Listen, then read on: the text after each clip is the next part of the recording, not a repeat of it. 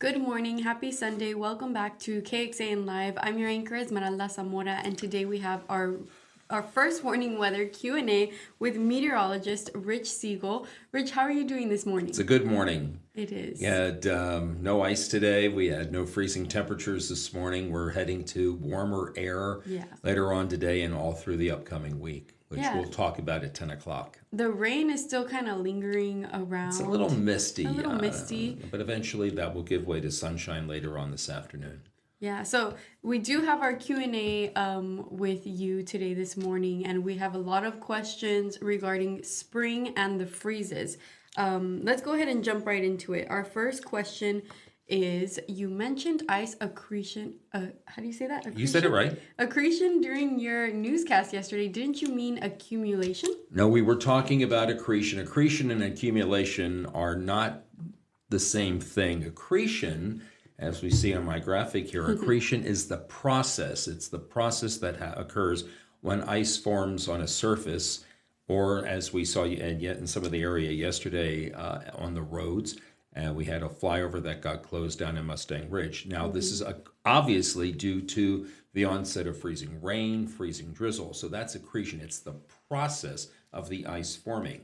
Accumulation is the total amount of ice over a given time period. Yesterday, we didn't see too many areas where the ice accumulated. The only two reports that we had here in town were 0.04 of an inch of ice at the airport, and one of the reporting stations 3 miles northwest of downtown Austin reported about 0.03 of an inch. And those were the only two reports that we had yesterday. So there is a difference between accretion. Again, accretion is the process. Accumulation is the total amount. So we didn't have a great big total amount, pretty much. It was expected to be at 0.05 of an inch or less. If it had been more than that, it would have been really debilitating for some of the area. Now our second question is, how many freezes have we had this year alone, and are we done with them? Well, first of all, we had a freeze yesterday. We had 5 straight mornings of freezing low temperatures, bottoming out on the 20th with a low of 18. Yesterday we had a low of 30. So 5 straight mornings, giving us 5 for the month. We had 10 in January, so we have had 15 for the year.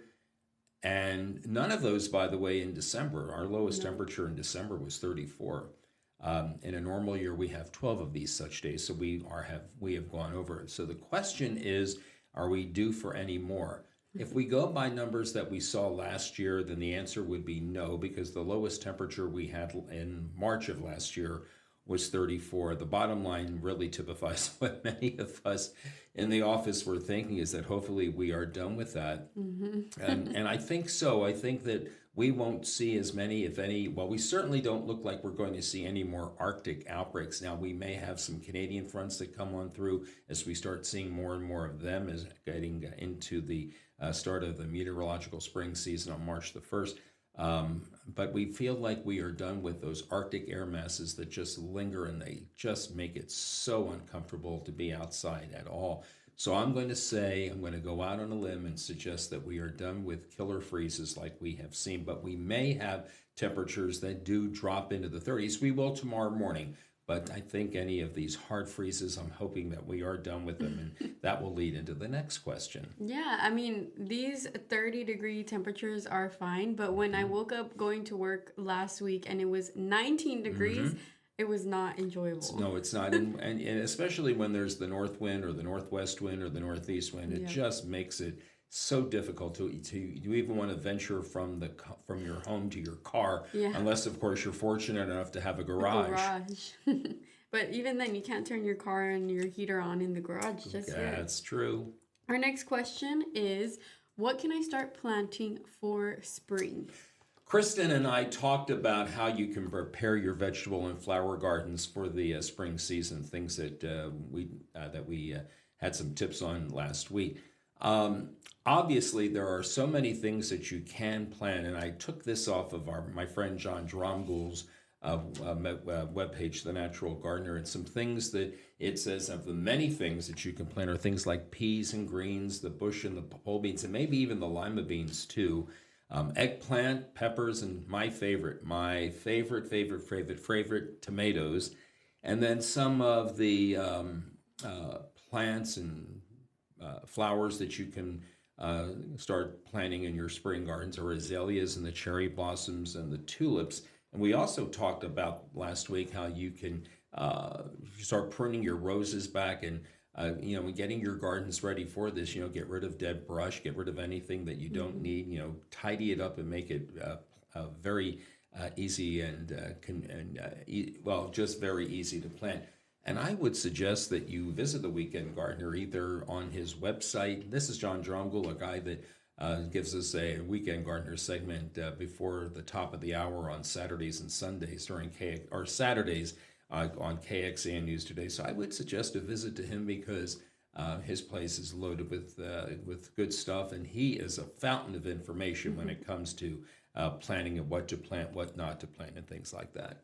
And Rich, has he said anything about giving everyone the okay to uncover their plants after this freezes? He hasn't said that yet, but I think that it's okay to go ahead and do that now because we have several mornings coming up, mid and upper 30s to low 40s tomorrow, and then we'll be nice and warm for low temperatures given where we've been. So I think that, and this is especially for my neighbor who lives across the drive from me, she has a wonderful, wonderful array of flowers and plants in her outdoor garden, and she can take it off. She really give her the okay. It really looks like there's a tent camp over there, but she can, and you can also start uncovering all of these because we have no freezes in the forecast coming up over at least the next 7 days, and I think beyond that as well. And even if we drop into the 30s, there shouldn't be much of a threat, right? We won't have it. I'm confident that we're done with teens and 20s. We may come close to 32, but I think on the whole we are just about done with them. That's good. And our fourth question and last question is it my imagination of having cedar counts been abnormally low? I think, and given what I've seen from our pollen sense indicator that sits on top of our roof here, I have not seen too many 1,000 to 99 to 9,999 or even five-figured counts all season, which is kind of rare because usually around the middle of January until the middle of February, we are looking at those 4 and 5-digit counts. I haven't seen them.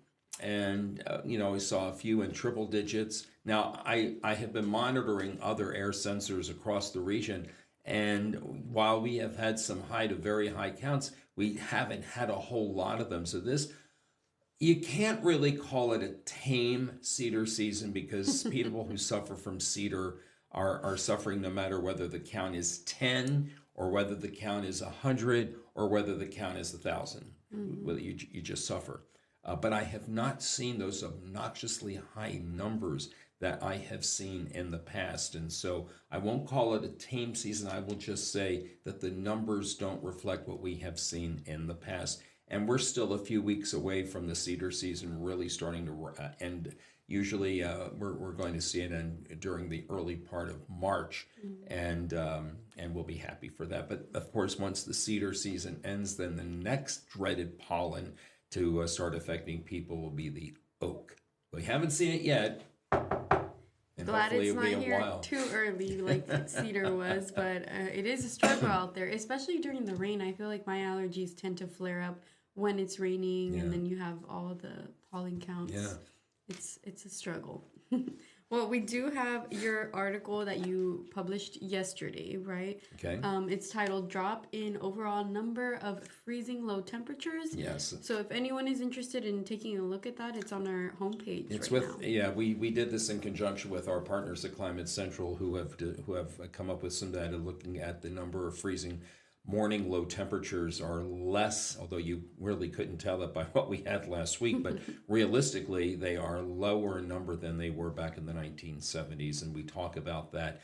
We keep it very, very tame so that people have a general understanding of what the benefits are and what kind of bad things could happen too. So we talk about that. And those problems are more insects carrying diseases, earlier blooms, and more pollen, like we just talked about. Pollen, the spring season starts earlier as a result. What can we expect from you for the rest of today? Well, we're hoping that this clearing will continue to move through the hill country, and by the end of the afternoon, we should be partly cloudy to mostly sunny with this warmer air today than we had yesterday, and we're going to talk about that in about 13 minutes. Perfect. Well, thanks so much for joining me, Rich. We can't wait to see what questions we'll answer next Sunday. Indeed, we do. Thank you. Thank you.